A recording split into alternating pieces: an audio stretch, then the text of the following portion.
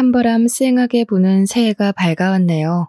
다들 잘 보내고 계시나요? 저는 요즘 아이를 키우며 정신없이 살고 있는 40대 여자입니다. 몇 년 전 제 인생에 다시 없을 큰 사건을 겪고 난 뒤 일부러 더 바쁘게 살기 위해 노력하는 중입니다. 남들에게 우습게 보이지 않기 위해서 제 일에 더 열정을 쏟아붓고 있어요. 저에게 어떤 사건이 있었는지 궁금하시죠? 남들이 들으면 속이 시원할 이야기이지만 저에게는 상처였던 이야기인지라 이렇게 익명의 힘을 빌려봅니다. 그럼 지금부터 제 이야기를 한번 시작해 보도록 하겠습니다. 제 남편은 남동생이 하나 있습니다. 도련님이 어릴 적에 어머니께서 사고를 당해 돌아가시고 시부 혼자 남편과 도련님을 키워내셨다고 했어요. 그러다 보니 엄마의 손길이 필요한 시점에 남편이 나서서 도련님을 돌보면서 지냈다고 했습니다. 하지만 나이 차가 아무리 많이 나는 동생이라고 해도 남편도 어린애인데 얼마나 엄마처럼 잘 돌볼 수 있었을까요? 남자 셋이서 살다 보니 가사도 엉망진창이고 세심하게 챙겨줄 사람이 없다 보니 도련님이 학창시절에 많이 엇나가고 그랬었다네요.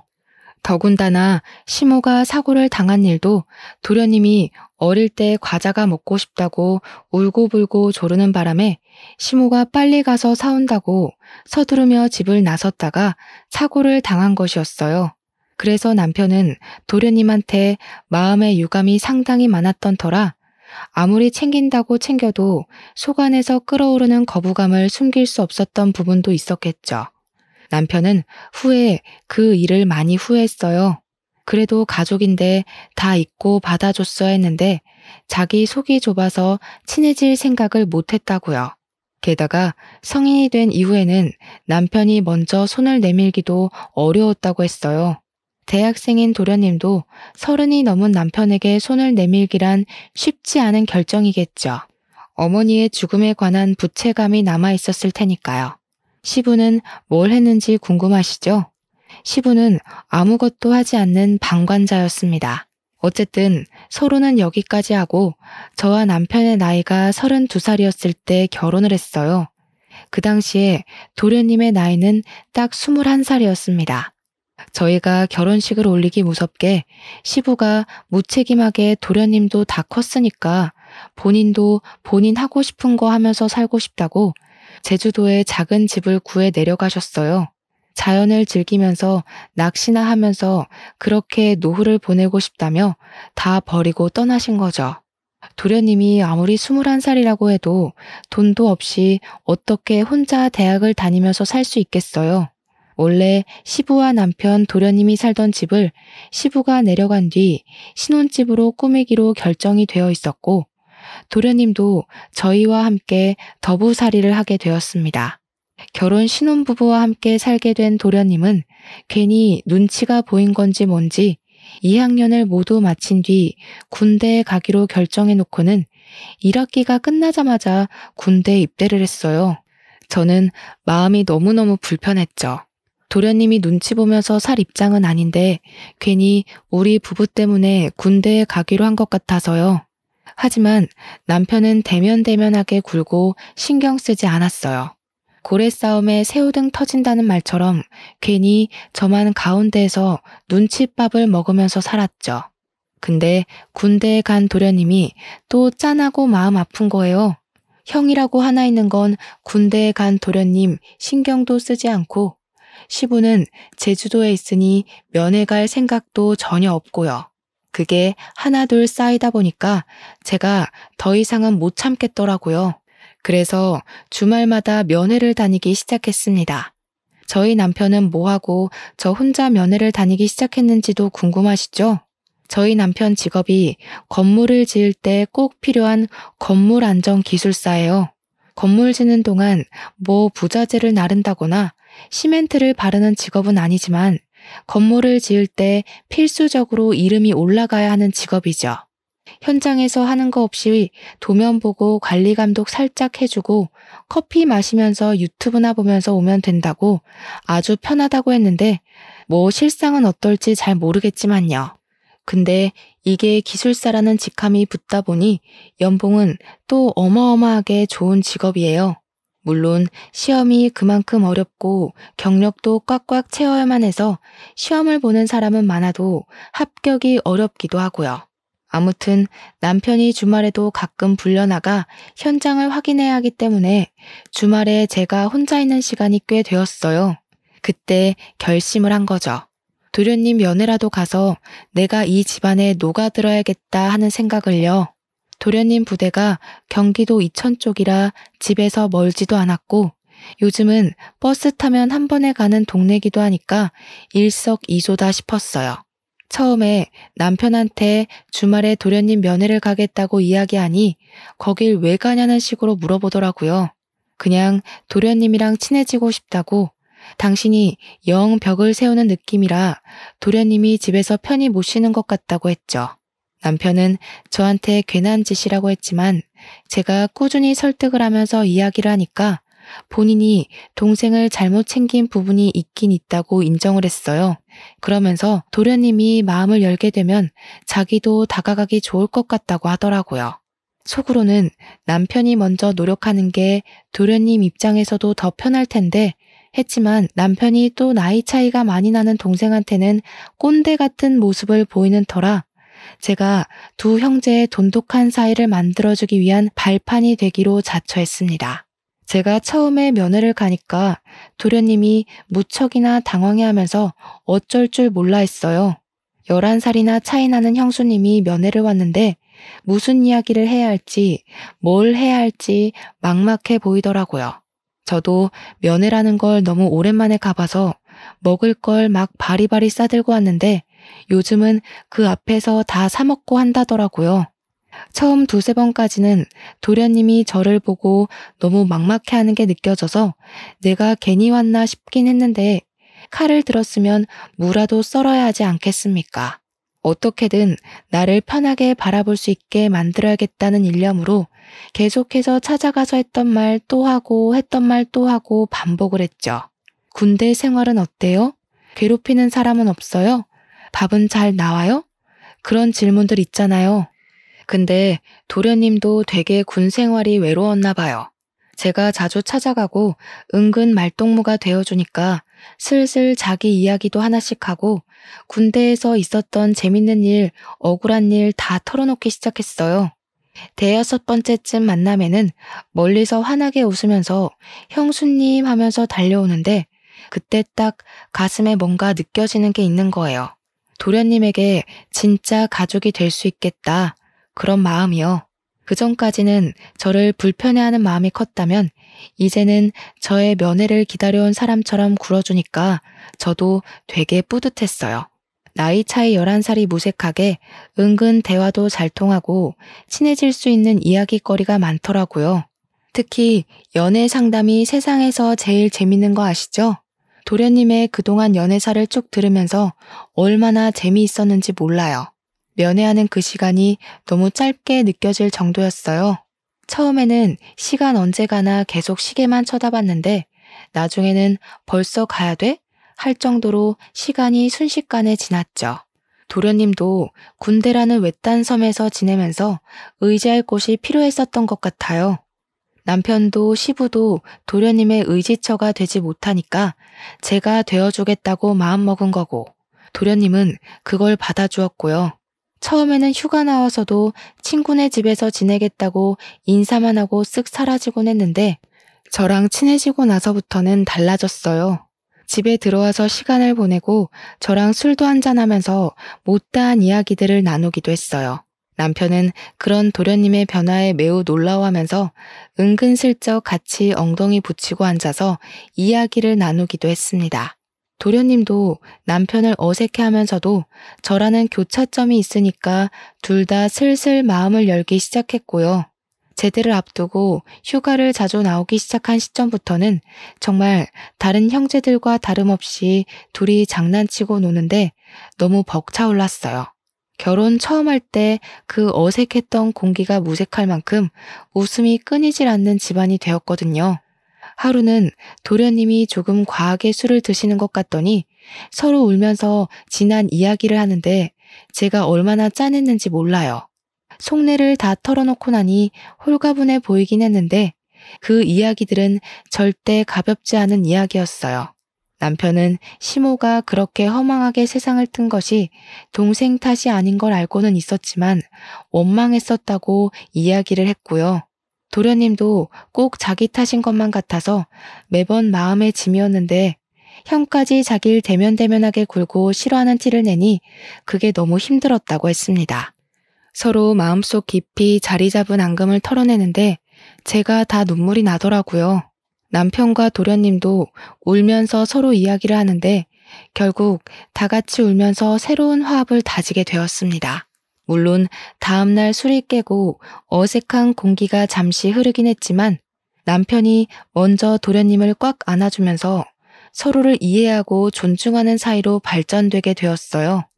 물론 남편은 그 발판에 제가 있음을 인정하고 저한테 참 많이 고마워했습니다. 그렇게 도련님이 군대에서 만기 전역을 했고 복학까지 하게 되었습니다. 알고 보니 우리 도련님이 학창 시절에 노는 친구들이랑 어울린 것 치고는 공부를 꽤 잘했더라고요. 학업에 집중해야 할 시기에 아르바이트를 하면서 시간을 헛되게 쓰는 건 아닌 것 같다는 저의 말에 남편도 며칠을 고민하다가 도련님을 불렀어요. 남편의 연봉이 또래에 비해 무척 높기도 했고 동생을 생각하는 마음을 가지니 도련님의 대학 생활을 책임져 주고 싶은 마음이 들었던 거죠. 저는 물론 찬성했습니다. 도련님이 공부도 하면서 일도 하고 그러다가 두 마리 토끼를 다 놓치는 건 싫었거든요. 도련님은 남편의 그런 마음에 고마워하면서도 은근히 본인이 나중에 취직하면 다 갚아내기를 원했어요. 하지만 남편은 딱 잘라서 동생을 위해 이 정도 돈은 쓸 수 있다며 걱정하지 말고 학업에 집중하라고 이야기를 했습니다. 저도 웹디자이너로 일을 하고 있었기에 상대적으로 여유가 있었어요. 물론 어느 회사에 취직해서 고정적인 월급을 받으며 일하는 게 아니라 프리랜서로 일하면서 건당 얼마씩 가격을 책정받아 재택근무를 하는 처지라 매달 고정적인 수입이 있다기보단 들쑥날쑥한 처지긴 했어도 그래도 중소기업에 다니는 웹 디자이너들 가까이 돈을 벌었거든요. 집에서 도련님을 챙기면서 금전적으로 도움도 줄 수 있으니 가족들 사이는 점점 끈끈해졌죠. 그러다가 제가 드디어 임신을 하게 되었습니다. 제 임신 소식을 남편이 제일 먼저 알긴 했지만 남편보다 도련님이 훨씬 더 좋아하셨던 것 같아요. 눈물을 글썽거리면서 드디어 조카가 생긴다고 조카를 위해서 뭐든 다 해줄 수 있다며 저를 얼싸안고 기뻐했죠. 그 모습을 보던 남편이 누가 남편인지 헷갈린다며 헛웃음을 칠 정도였습니다. 저는 남편과 도련님의 극진한 대접을 받으면서 임신 기간을 보낼 수 있었습니다. 제가 남편이 살던 집에서 신혼집을 꾸미게 되면서 딱 한 가지 그동안 마음에 걸렸던 게 있었어요. 그게 바로 방의 크기였습니다. 시부가 쓰던 안방을 리모델링하면서 저희 부부가 쓰게 되었고 두 번째로 큰 방이 남편 방이었는데 그걸 남편이 서재로 이용하고 있었거든요. 도련님은 제일 작은 방을 사용하고 있었는데 그 방 크기가 좀 창고처럼 작은 크기였었어요. 아무래도 남자고 공부도 하는 학생인데 방 크기가 너무 작아서 고민이었거든요. 그동안은 군대에서 생활하느라 집에 붙어있을 시간이 별로 없어서 괜찮겠거니 했지만 이제 복학도 했고 집에서 보내는 시간이 많은데 방이 너무 작더라고요. 남편은 서재로 쓰던 본인의 방을 정리하고 아기 방으로 꾸미자고 했어요. 저는 남편에게 도련님이 졸업하고 취업 준비까지 하려면 제일 작은 방에서 생활하는 게 너무 불편할 것 같다고 운을 뗐습니다. 어차피 아기가 클 때까지는 안방에서 같이 자고 생활할 테니까 이참에 도련님 방을 바꿔주는 게 어떻겠냐고 했어요. 남편도 그 생각은 차마 못했었다며 저에게 바꿔주는 게 좋을 것 같다고 했고 허락이 떨어지자마자 도련님에게 방을 바꾸자고 했습니다. 그동안 티를 안 냈던 건지 큰 방으로 옮겨준다고 하니까 엄청 좋아하더라고요. 도련님 취미가 피규어를 모으고 도색하는 거였는데 드디어 장식장을 넣을 공간이 생겼다면서 좋아했어요. 아주 소소한 부분인데 기뻐해주니까 저와 남편도 덩달아 기분이 좋아지더군요. 그럴 때 보면 정말 어리구나 하는 게 느껴지던 우리 도련님이 글쎄 제가 임신했다고 조카 선물도 챙겨주고 싶다고 몰래 과외 알바를 한 거예요. 나름 서울에 있는 상위권 대학이라 그런지 아르바이트 자리가 꽤 있었다면서 몇 개월을 틈틈이 모아서 저에게 선물을 안겨준 거죠. 남편에게도 받아본 적 없는 작은 명품백이었어요. 저는 로고를 보고 너무 놀라서 이거 못 받는다고 환불해오라고 했지만 도련님은 강경하게 꼭 형수님이 들어줬으면 좋겠다고 했어요. 그러고는 아이 키울 때 필수품이라고 인터넷에서 검색해서 사왔다며 젖병 소독기랑 우리 아이가 입을 내복까지 준비했더라고요. 저한테 필수품 사줘서 고맙죠? 하면서 해실거리면서 웃는데 어디서 이런 복덩어리 도련님을 만난 건지 너무 고마웠습니다. 우리 남편도 차마 생각하지 못했던 부분이라면서 깜짝 놀라서 도련님한테 엄지척 해주더라고요. 우리 남편이 그런 센스를 좀 본받았으면 하는 부분에 도련님 보고 잘 따라하라고 저는 옆구리를 찔렀고요. 그 가방이 너무 예쁘고 소중해서 다를까봐 아까운 마음에 제대로 들고 다니지도 못했네요.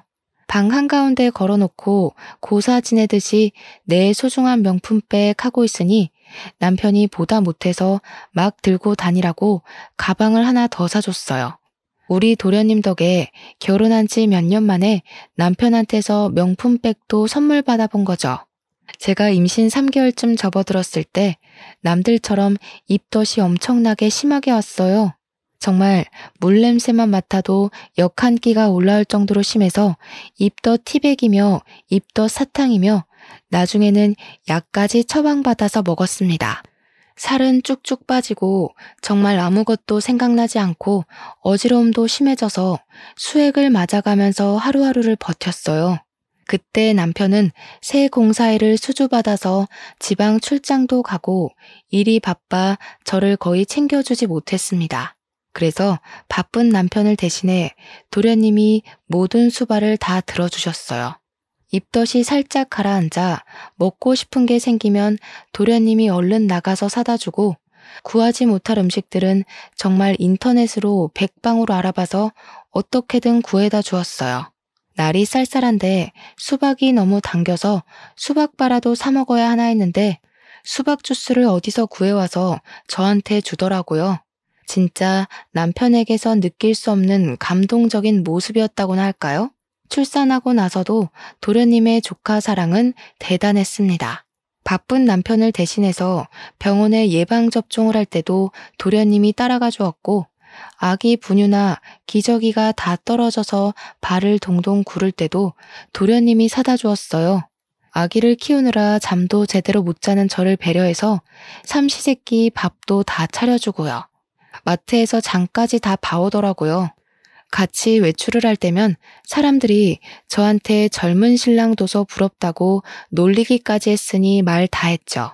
저도 정말 도련님이 없었으면 2시간마다 깨서 밥을 달라고 보채는 아기를 어떻게 키웠을까 싶습니다. 살림살이도 전부 도련님이 책임져준 덕분에 아기 젖병 한번 제가 소독해 본 적이 없었어요.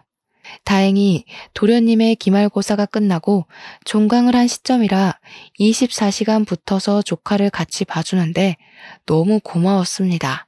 그 나이대 남자가 육아에 대해 뭘 알겠어요. 혹여라도 조카한테 피해가 가면 안 된다고 제 육아 서적까지 빌려다가 보면서 공부를 하는데 진짜 도련님이 누구랑 결혼할지 너무 부러웠습니다. 도련님의 방학이 끝나고 나서는 시부가 간간히 올라와 아이를 봐주고 친정에서도 많이 도와주었어요. 100일이 지나고 나니까 아기가 잠도 더 오래 자고 보채는 것도 많이 줄어서 육아에 점점 능숙해졌죠. 그렇게 우리 도련님이 대학 공부를 마치고 졸업하는 시기가 왔습니다. 졸업식 날은 함께 보내야 되지 않겠냐며 시부가 서울에 올라오셨는데 얼굴이 많이 상하셨더라고요. 제주도 가서 자연과 함께 자유로운 생활을 즐긴다고 하셔놓고 왜 이렇게 얼굴이 상하셨냐고 물었더니 그저 씁쓸하게 웃으셨습니다. 저는 오랜만에 본 시부를 대접하고자 산의 진미 제주도에서 많이 드셨겠지만 서울산도 드셔보라며 진수성찬을 준비했어요. 도련님이고 남편이고 아이 키우느라 바쁜데 별걸 다 한다고 은근 타박하는 말을 하면서도 차려진 음식을 정신없이 먹더라고요. 근데 정작 우리 시부가 음식을 제대로 드시지 못하시는 겁니다. 그래서 왜 이렇게 못 드시냐고 속상하다고 했죠. 그제야 시부가 할 말이 있다면서 사실 몸이 좀 안 좋다고 이야기를 하시는데 너무나도 충격적이었어요. 남편도 도련님도 입을 떡 벌린 채 시부가 하는 이야기만 듣고 있었습니다. 살아갈 날이 얼마 안 남은 것 같다면서 그래도 손주는 보고 갈 수 있으니 얼마나 다행이냐고 웃으시는데 눈물이 왈칵 쏟아질 것 같았어요. 제 손을 꼭 잡으시면서 며느리 덕분에 아들들이 사이좋게 지내는 모습 마지막으로 눈에 담고 갈 수 있다며 그동안 마누라 잃은 슬픔에 아들들도 제대로 챙기지 못했다고 저한테 고생했다고 하시는데 눈물바다가 되더라고요. 너무 행복하게 살고 있었는데 갑자기 병으로 아프시다고 하니 가족들이 무슨 이야기를 할 수 있겠습니까? 서울에 올라오신 이유도 물론 도련님의 졸업식을 보기 위해서였지만 요양병원에 들어가시려고 오신 거였습니다. 시부는 위암 말기라고 했어요.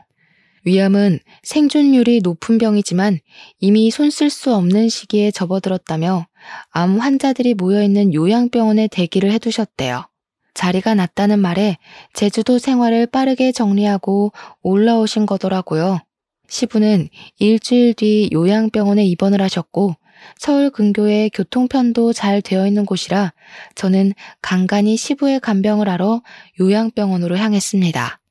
애 키우는 것도 벅찼지만 시부에게 아이를 더 많이 보여드리고 화목한 가정을 보여드리고 싶었어요.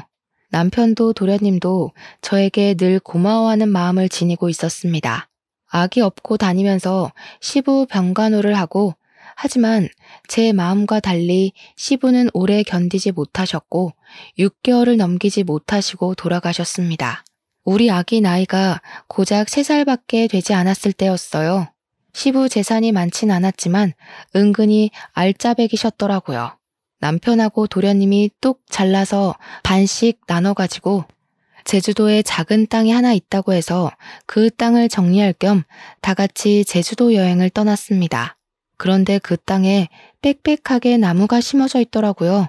이 나무를 어떻게 처리하지 하고 있었는데 알고 보니 그 나무가 조경에 많이 쓰이는 나무고 부르는 게 값인 나무였어요. 땅값보다 몇 배나 더 비싼 나무였던 거죠. 빽빽하게 심어진 나무를 팔고 나니까 억 단위 돈이 생기더라고요. 그 돈이 통장에 찍힌 걸 보고 남편이랑 도련님이랑 저랑 셋이 얼마나 얼떨떨했는지 몰라요. 도련님은 2년이 조금 안 되는 시간 동안 취업 준비를 해서 대기업에 당당하게 입사를 했어요. 원래도 공부를 잘하고 또 나름 좋은 대학을 나왔으니까 대기업에 입사하는 게 당연하다고 생각은 했지만 도련님의 노력 없이는 힘든 일이었죠. 그런데 제가 모르던 사실이 있었던 거죠. 도련님이 직장 내에서 나름 인기도 좋고 서글서글하니 굳은 일도 잘하는 타입이었는데 그걸 시기 질투하던 무리가 있었던 겁니다. 하필 그 무리가 프로젝트에서 좋은 성과를 따냈고 도련님을 슬슬 무시하기 시작하면서 직장 내 괴롭힘이 시작된 거예요. 도련님이 어느 날부터 살도 너무 빠지고 원형 탈모가 생길 정도로 괴로워하더라고요. 남편은 그런 도련님에게 어딜 가든 너를 좋아하는 사람만 존재할 수 없다고 버텨내라고 했지만 저는 그런 도련님을 차마 지켜만 보기 너무 힘들었어요. 도련님에게 버티는 게 능사는 아니다. 버티면서까지 대기업이 꼭 좋은 모습만 있는 건 아니지 않냐고 은근슬쩍 자격증 이야기를 꺼냈습니다. 남편처럼 기사 자격증을 따서 일을 하다가 기술사 자격증까지 노려보는 건 어떻겠냐고요. 기술사를 따려면 아무래도 기사 경력이 인정되어야 하기 때문에 시간이 걸릴 순 있지만 결과적으로는 괜찮은 직업 아니냐고 했죠. 아직 도련님 나이가 젊기도 했고 충분히 가능할 거라고 생각했어요. 도련님은 정말 제 말에 용기를 얻은 건지 힘들게 입사한 대기업에 사표를 내고 공부에 몰두하기 시작했습니다. 첫 시험에서 기사 자격증을 따냈고 일을 시작했는데 같은 길을 걷겠다는 동생이 내심 뿌듯했는지 남편이 여러 방면으로 잘 이끌어 주었어요.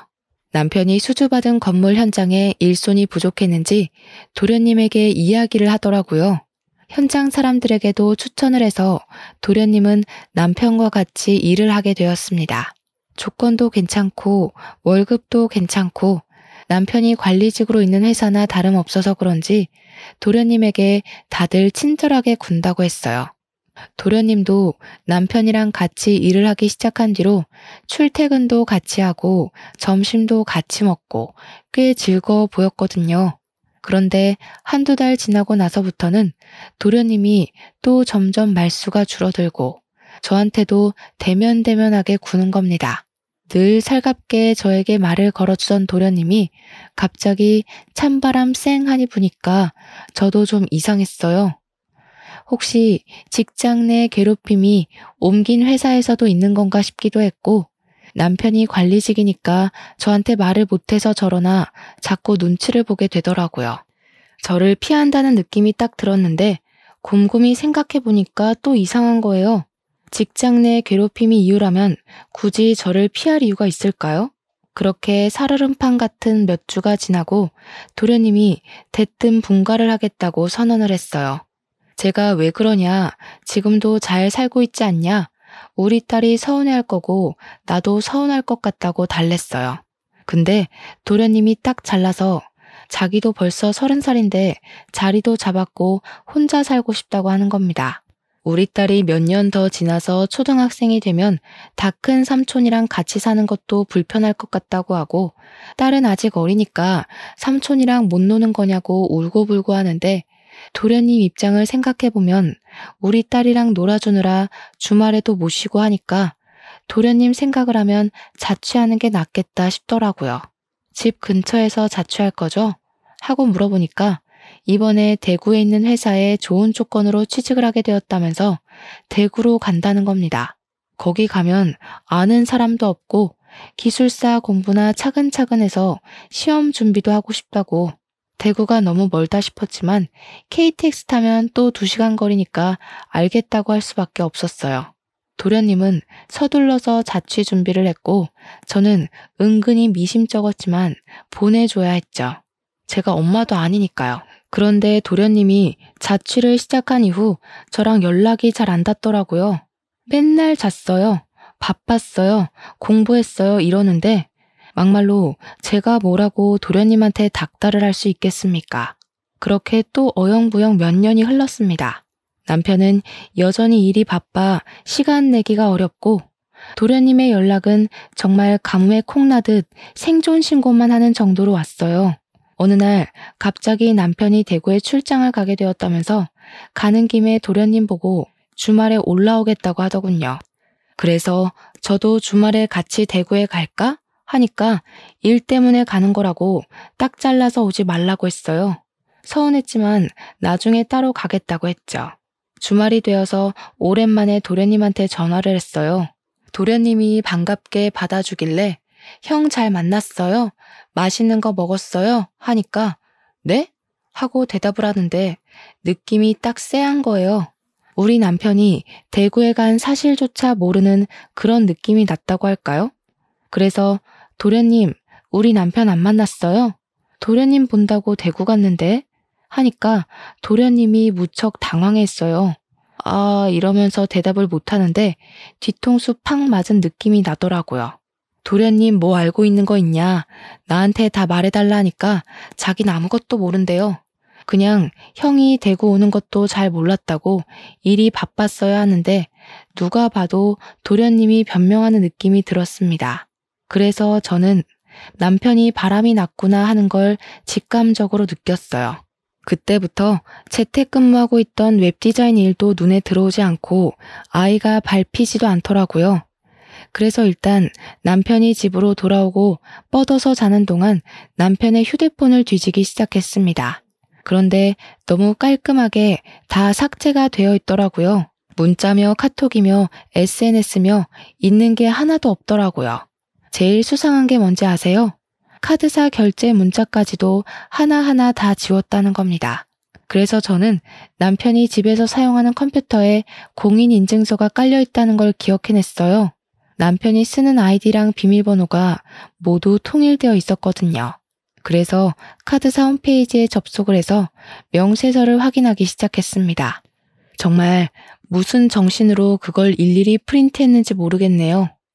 대구에 출장 간다고 한 날도 경기도에 있는 호텔에서 카드를 사용한 흔적이 발견되었고요. 모텔, 호텔, 영화관 이런 내역들이 막 있더라고요. 손이 부들부들 떨리고 목구멍에서 불이 나올 것 같았습니다. 저는 바로 도련님에게 전화를 걸어서 솔직하게 모조리 다 털어놓으라고 했어요. 나 다 알게 되었다고, 남편이 호텔 가고 바람 피우는 거 다 찾아냈다고 하니까 도련님이 한숨을 푹 쉬더라고요. 그제야 모든 걸 다 털어놓는데 남편이 정말 개자식이었습니다. 도련님이 남편이 소개해준 업체에서 일할 때 거기에 있던 경리랑 이상한 낌새가 있다는 걸 눈치를 챘대요. 혹시나 하고 남편을 떠보니까 둘이 바람난 게 맞았고 화도 내고 싸우기도 했다고 했습니다. 그랬더니 남편이 정리할 거라고 했다며 대신 자기가 동생에게 바람 피운 걸 들킨 게 수치스럽다고 집에서 나가라고 했답니다. 얼굴 볼 때마다 그 경리가 생각날 것 같다고, 그러면 형수한테도 죄짓는 기분 아니겠냐, 가정에 충실할 수 있게 나가 살아달라고 했대요.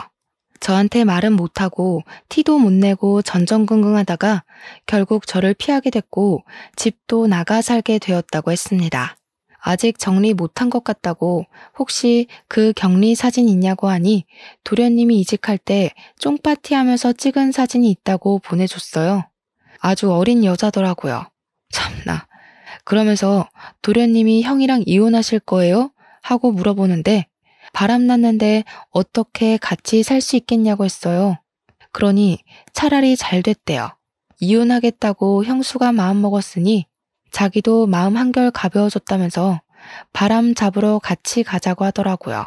그래서 저는 그때부터 작전을 짰어요. 은근슬쩍 남편한테 주말에 또 출장 가? 하면서 이번 주에는 내가 도련님한테 다녀올까 해 하고 집을 비울 거라고 언지를 줬죠. 그러니 남편이 신나서 저한테 대구 구경도 하고 포항도 가까우니까 바다 구경도 하고 오라고 이야기를 하더군요.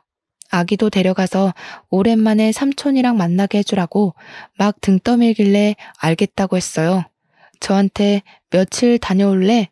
하는데 너무 속 보이잖아요.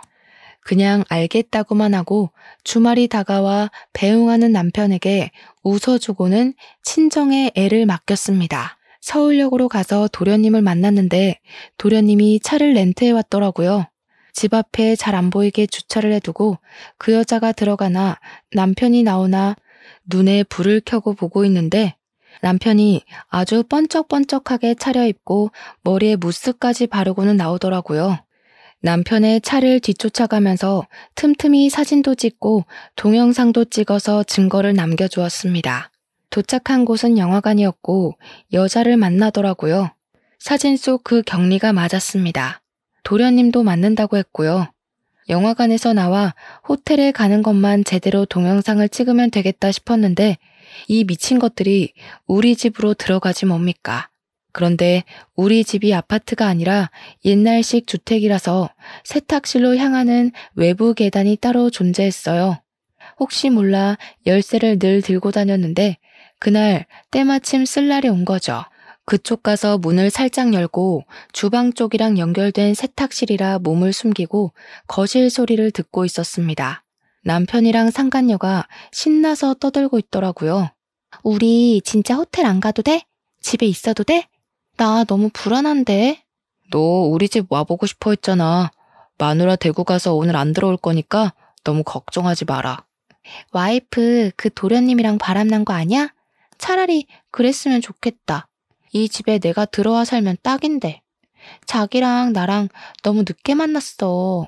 제가 진짜 말도 안 되는 소리에 몸을 부들부들 떨면서 화를 참고 있는데 도련님이 완전 프로처럼 그 모든 걸 다 동영상으로 녹화를 하고 있더라고요.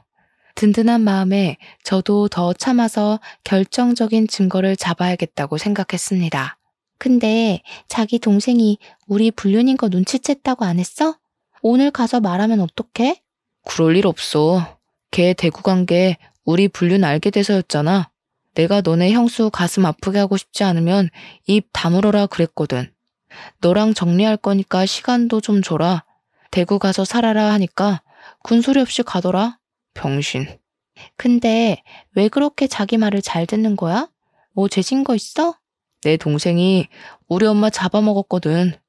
엄마 죽고 그 부채감이 남아있겠지 뭐.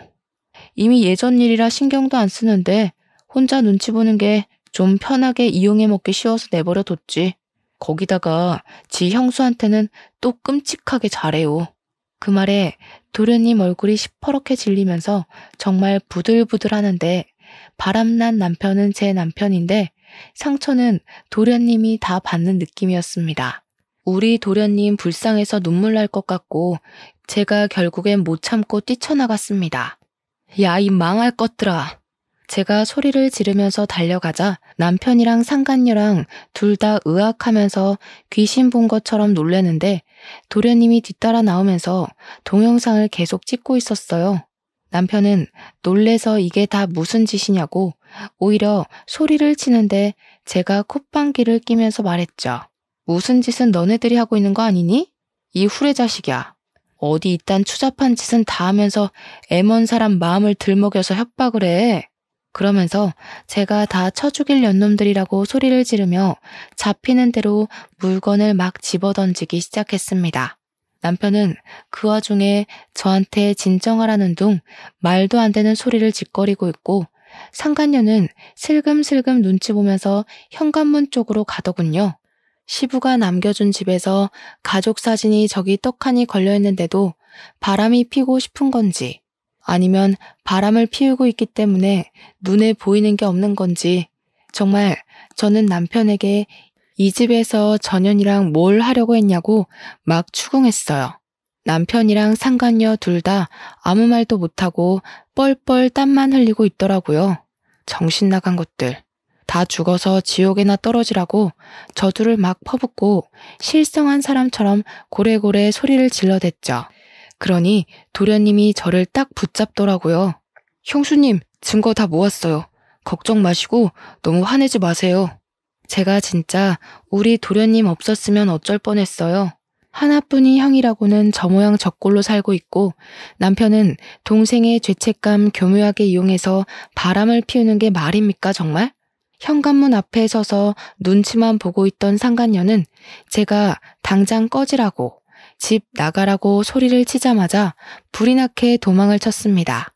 남편도 뒤따라서 나가려고 하는데 도련님이 목덜미를 콱 잡더라고요. 아니, 형 집은 여긴데 형이 가긴 어딜 가? 그러자 남편이 막 제 눈치를 보고 도련님 눈치를 보고 아무 말도 못하고 하는데 도련님이 카메라를 남편에게 쓱 들이밀었어요.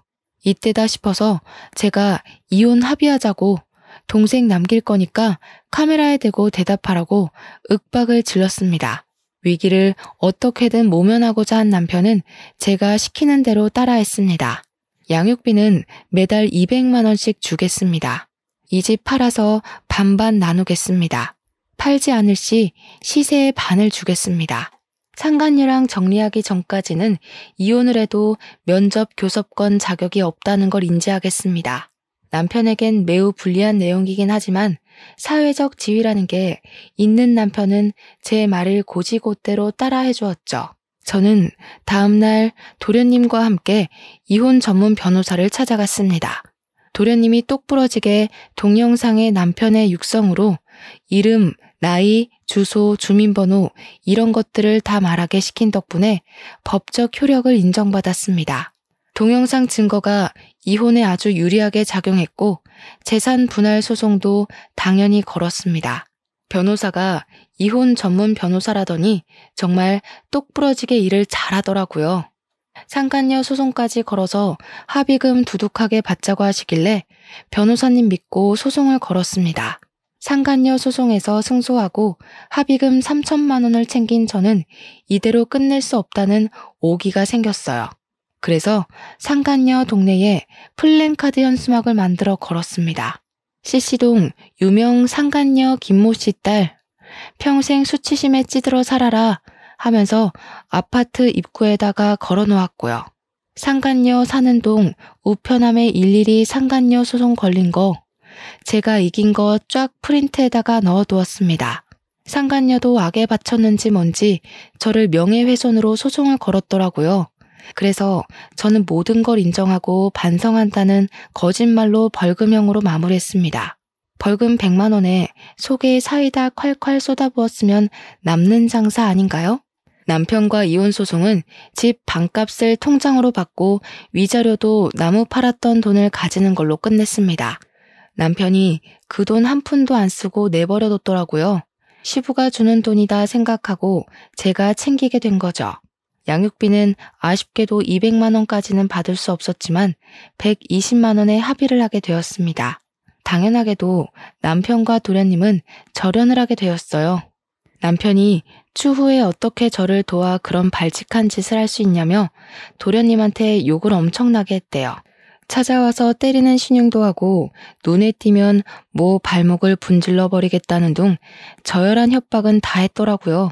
물론 도련님은 그 모든 통화 녹음본을 들고 경찰을 찾아가 접근 금지 신청도 냈고요. 결국 대구 생활도 청산하고 우리 친정집 근처로 이사를 오게 되었습니다. 저와 남편과 살던 집에서 모든 짐을 정리하고 친정에 들어와 살게 되었거든요. 이혼하고 돌아간 게 너무나도 면목 없고 죄송스럽지만 육아를 도와줄 수 있는 손길이 필요하긴 해서 어쩔 수 없이 결정했습니다. 도련님은 친정 근처에 자리를 잡은 뒤 저에게 꾸준히 요청을 했어요. 저희 딸 공부하는 거 도련님이 지원해주고 싶다고 말이죠. 받은 유산도 있고 하니 살림살이 넉넉하다고 하는 겁니다. 본인 대학 등록금부터 취업 활동할 때까지 용돈도 주고 일일이 챙겨준 게 다 형수가 한 거 아니냐면서 은혜 갚고 싶다고 말하길래 그러지 말고 앞으로는 비밀 없이 힘든 거 있으면 다 말해달라고 했어요. 가끔 조카 용돈도 주고 저 맛있는 것도 사주고 그래주면 고맙겠다고. 애 양육은 제가 해야 하는 게 맞고 전 남편이 해야 하는 거라고 이야기했죠. 전 남편과 절연까지 한 마당에 의지할 곳은 저뿐이라며 앞으로도 잘 지내자고 너스레를 떨었습니다.